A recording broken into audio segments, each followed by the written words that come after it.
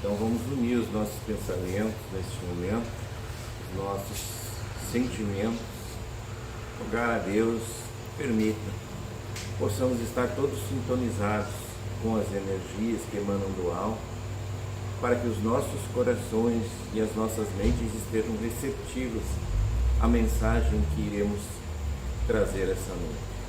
Possamos receber a inspiração amorosa do Cristo, dos benfeitores amigos, para sensibilizar a todos aqueles que aqui vêm em busca do alento, do lenitivo e, acima de tudo, de um rumo para a sua existência.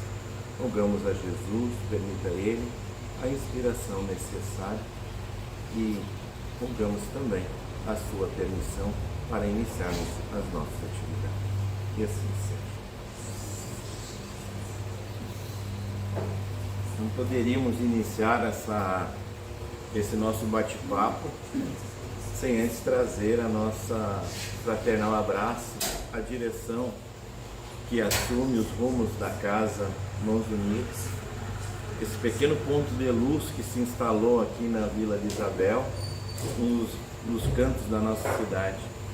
Que os benfeitores amigos possam amparar essa direção a cumprir o seu papel, cada vez mais levando a luz do Evangelho do Cristo, o Consolador prometido, a todos os corações que aqui aportarem. Então, muito sucesso, muita união e muita força para todos os desafios que nós sabemos que não é fácil conduzir uma instituição de luz, de amor e de caridade.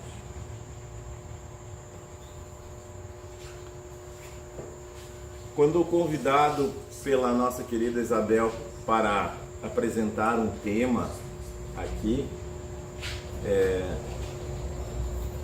me veio a inspiração de falar do ser espírita. O que é ser espírita? Talvez seja um questionamento que muitos de nós façamos em algum momento da nossa existência e é muito interessante. Vez por outra, quando indagamos as pessoas a respeito qual a sua religião, não é? Isso é uma característica do meio espírita. Qual é a tua religião? Tu é espírita? Eu estou tentando ser espírita. Estou tentando ser espírita, né? E é interessante que essa resposta, esse questionamento, é somente os espíritas que dão.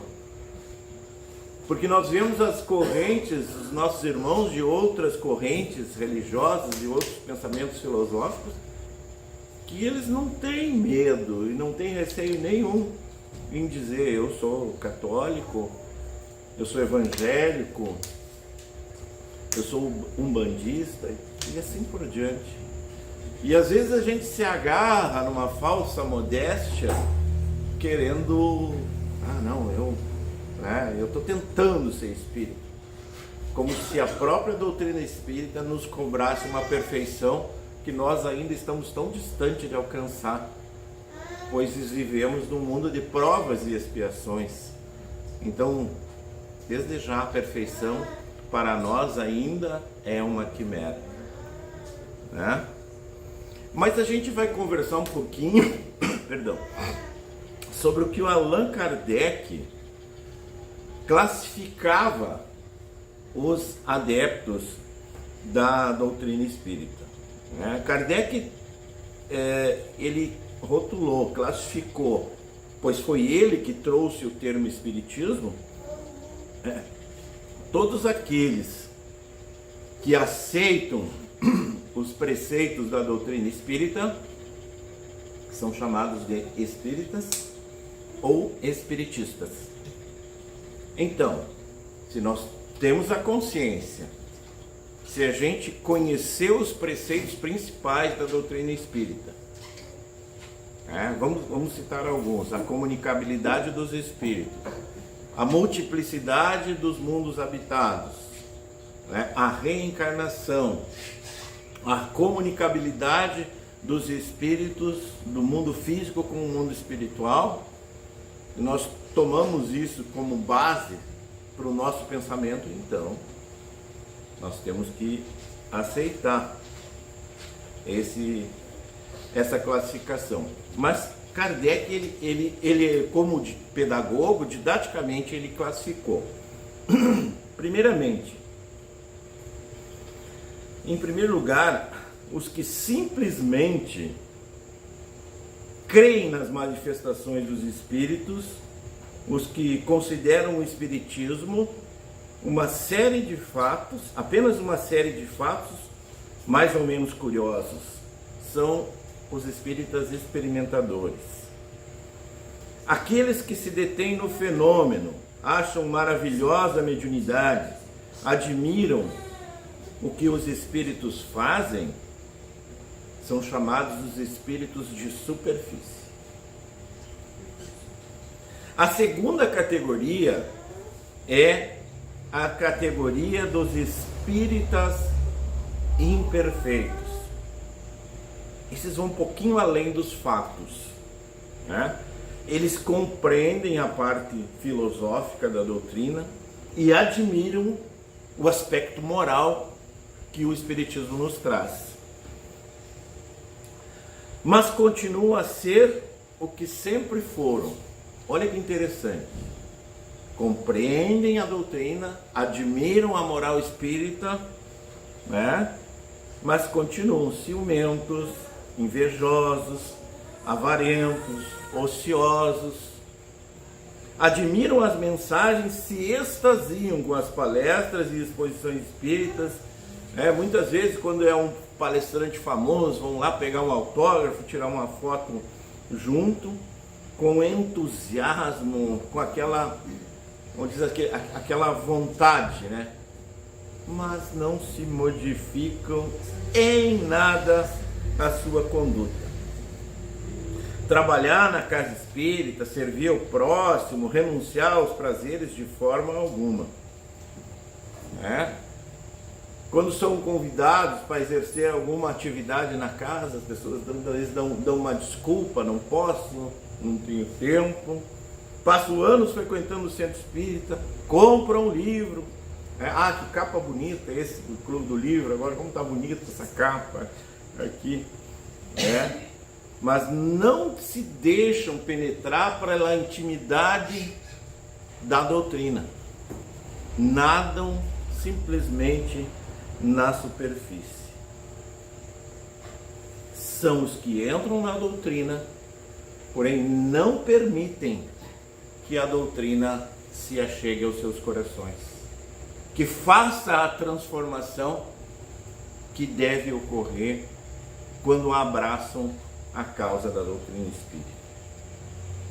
Depois nós temos os espíritas cristãos, os verdadeiros espíritas, os que estudam, aprofundam o conhecimento espírita, convencidos de que a existência na Terra é passageira e que é uma oportunidade ímpar de crescimento, de entendimento e de evolução. Aproveitam todos os momentos, todas as oportunidades para adentrarem na senda do progresso. Esforçam-se por fazer o bem e por dominar os seus maus pendores. Essa é a explicação dos verdadeiros espíritas segundo o Evangelho, né? Esforçam-se por fazer o bem, né? E, acima de tudo, esforçam-se por vencer a si mesmo, as suas más tendências, as suas imperfeições que sabem que trazem consigo. E é uma guerra constante, uma guerra diária, nós lutarmos contra o velho homem, que muitas vezes se agarra às suas paixões aos apegos do passado e não quer ceder lugar ao homem renovado tocado pela doutrina espírita, né? E a caridade é a principal bandeira do espírita cristão. Esforçam-se por fazê-la em toda e qualquer oportunidade que se lhe apresente à existência.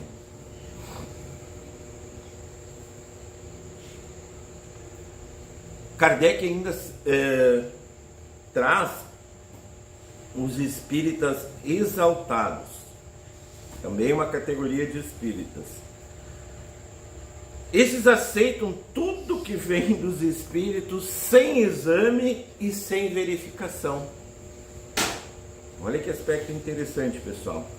Até as coisas mais absurdas aceitam sem contestar, esquecendo que uma das premissas basilares da doutrina espírita é o uso da razão, da fé raciocinada.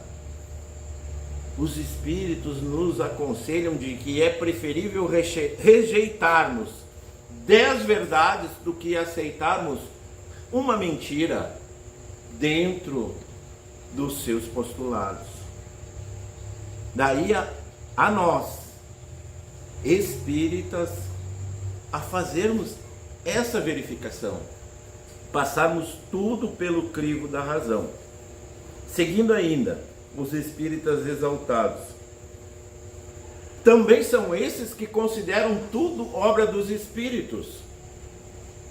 Minha vida está uma dificuldade, as doenças, né, os problemas de relacionamento, problemas financeiros, é a ação da espiritualidade inferior na minha vida. Eu devo estar sofrendo um processo obsessivo. Então jogamos todas as nossas culpas, as nossas dores, as nossas dificuldades nas costas da espiritualidade, nos redimindo de sermos nós, pelo mau uso do nosso livre-arbítrio, os geradores das dores e dos sofrimentos para nós.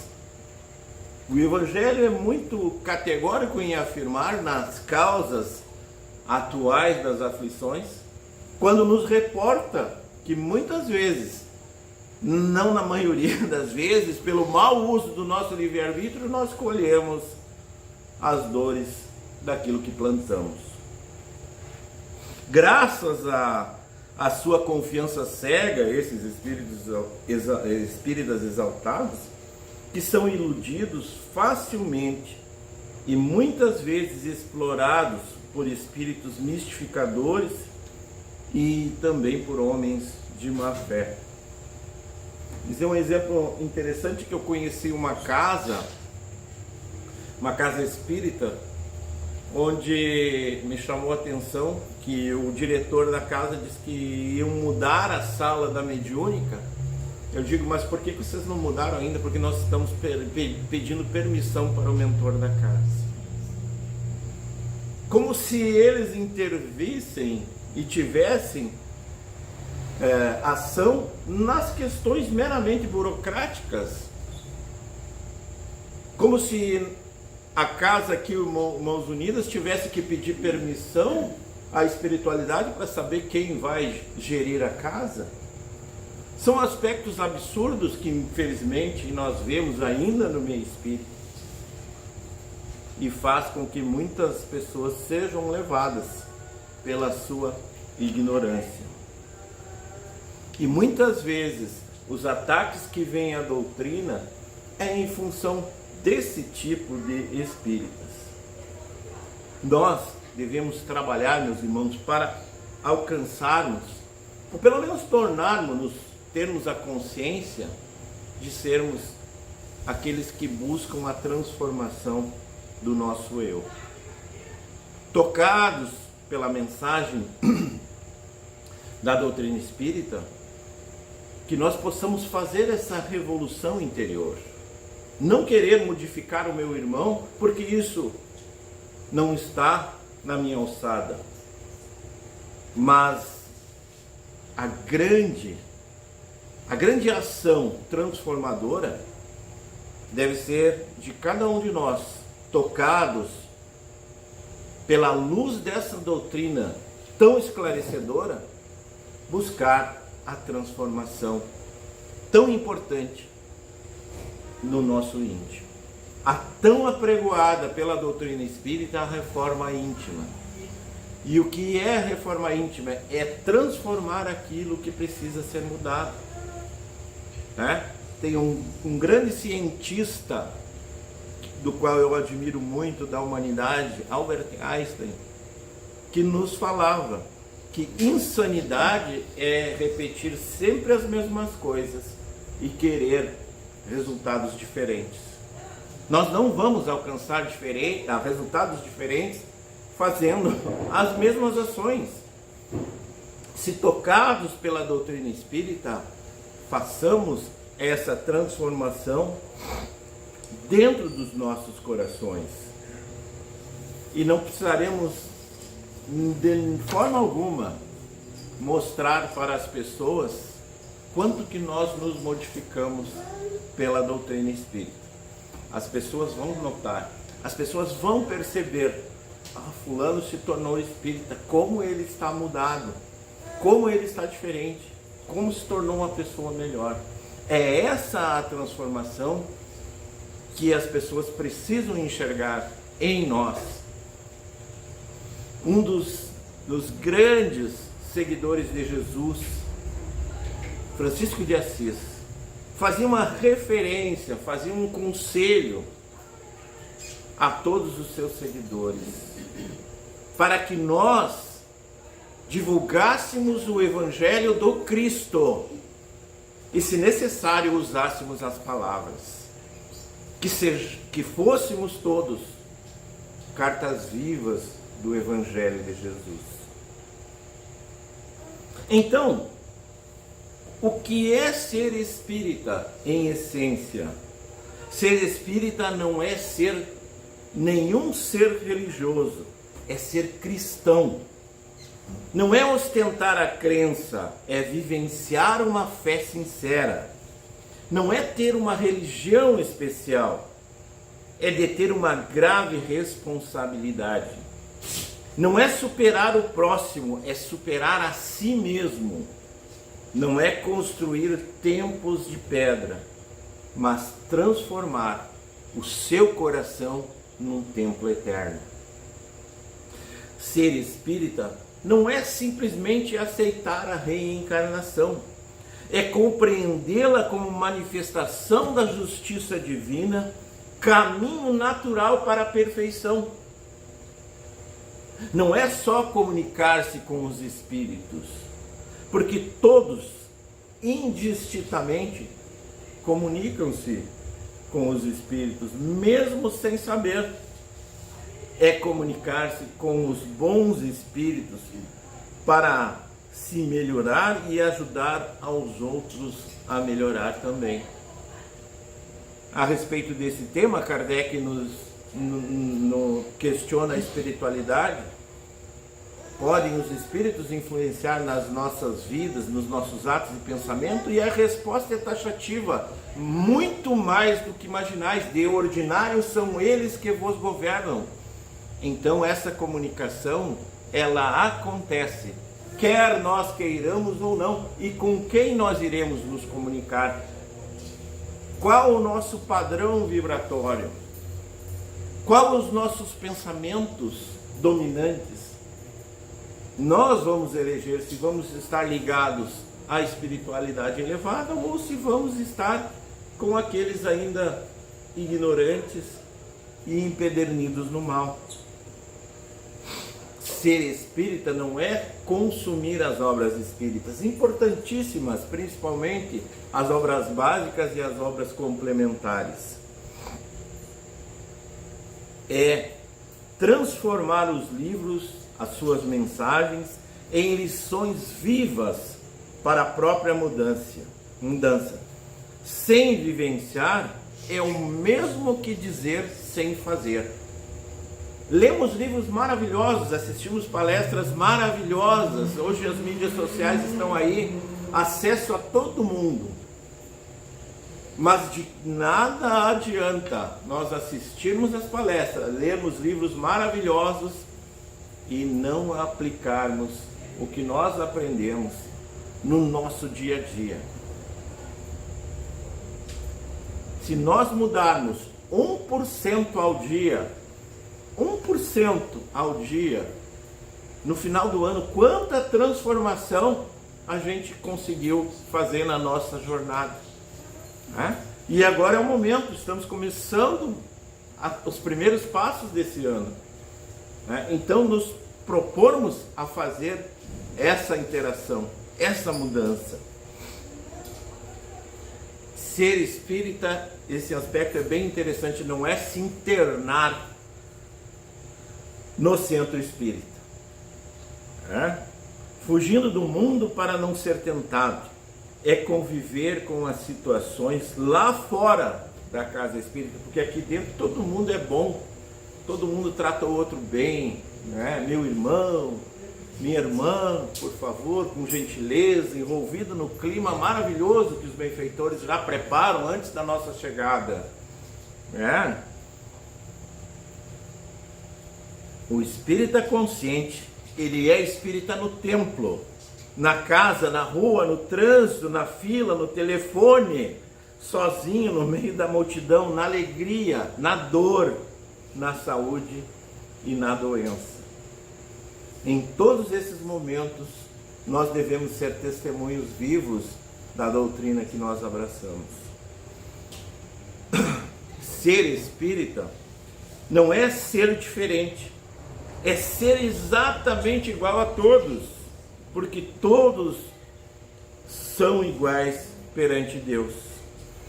Não é mostrar-se que é bom, é provar a si próprio que se esforça todo dia para ser melhor do que o ontem.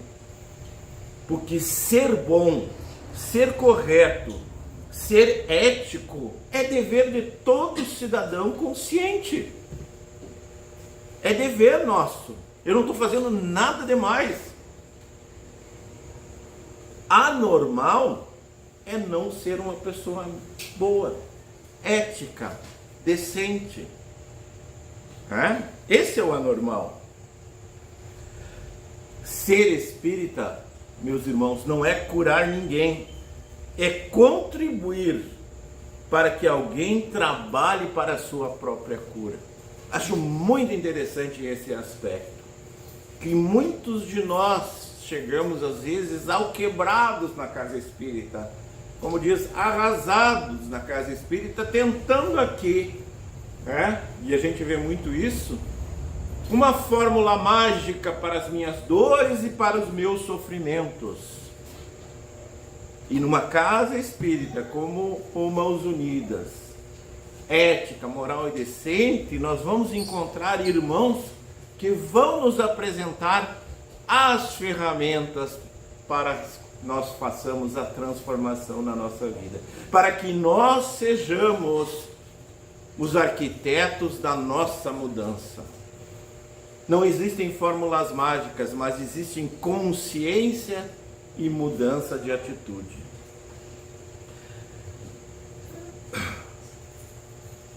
Não é tornar o doente um dependente dos supostos poderes dos outros, não é? É ensinar a confiar nos poderes de Deus e nos seus próprios poderes, que estão na sua vontade sincera e na sua fé perseverante.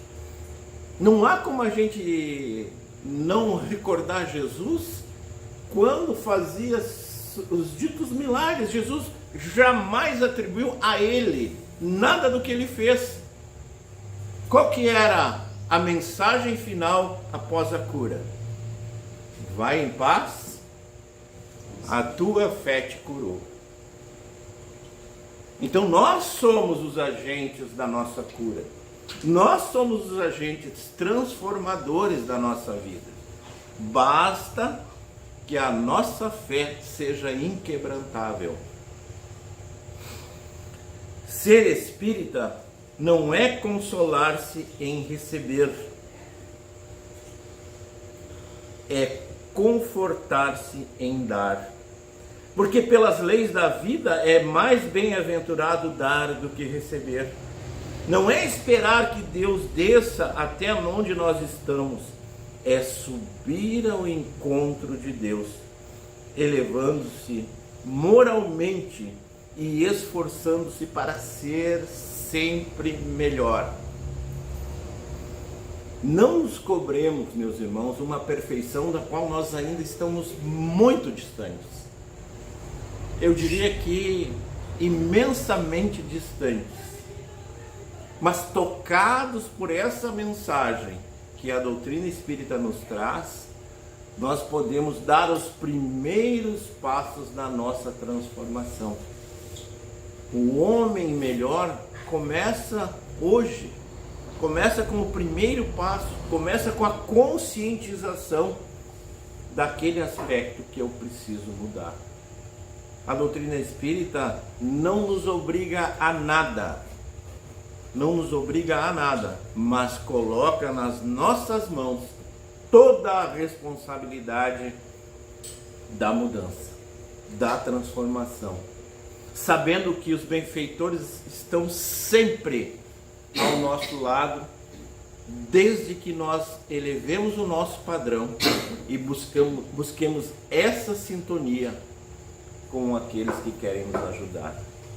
Lembremos de André Luiz, quando no seu sofrimento nas regiões umbralinas, nunca lhe faltou auxílio. Porém, ele, tão embotado da sua razão, materializado, nunca se lembrou de levar uma prece ao alto, nunca se lembrou de Deus. No momento mais aterrador, mais desesperador da sua passagem pelo umbral, o que ele faz? Ele eleva o pensamento a Deus.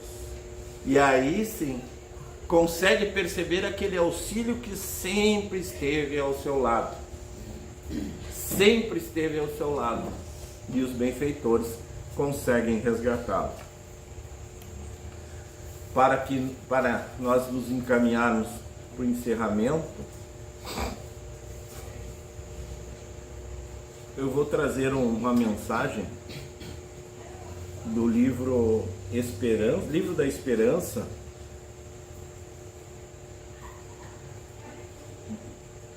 pelo Espírito Emmanuel, onde ele nos diz assim, que a doutrina espírita é o cristianismo renascente. Ser espírita é constituir-se em núcleo de ação edificante, através do qual principia a nova era. Olha a importância do nosso papel. Fala-se no mundo de hoje, qual se o mundo estivesse conduzido à casa de ruínas. O espírita é chamado à função de viga robusta, suscetível de mostrar que nem tudo se perdeu. Há quem diga que a humanidade jaz num processo irreversível de degradação. O espírita é convidado a agradar-se por célula sadia, capaz de abrir o caminho na recuperação do organismo social. O espírita, onde surja a destruição, converte-se em apelo ao refazimento. Onde estoure a indisciplina, faz-se no esteio da ordem. Onde se lavre o pessimismo, ergue-se de imediato por mensagem de esperança. Assim sucede porque o espírita reconhece que não vale exigir dos outros aquilo que não fazemos, nem reclamar no vizinho o clarão de um farol, quando muitas vezes esse mesmo vizinho espera pela chama de alguém que lhe aqueça e ilumine o coração enregelado na sombra. Companheiro de ideal, diz Emmanuel, o ensinamento espírita é a palavra do Cristo que nos alcança sem gritar, e a obra espírita, desde as bases primordiais de Allan Kardec, é construção do Evangelho, levantando as criaturas sem rebaixar ninguém.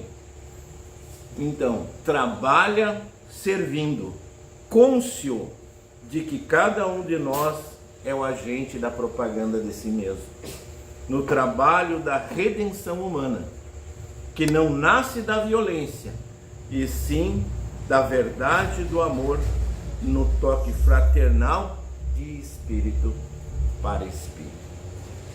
Que nós possamos fazer essa reflexão, que nós possamos buscar exercer, sermos chamados de espíritas cristãos, ainda imperfeitos, mas buscando vencer a cada dia as nossas imperfeições.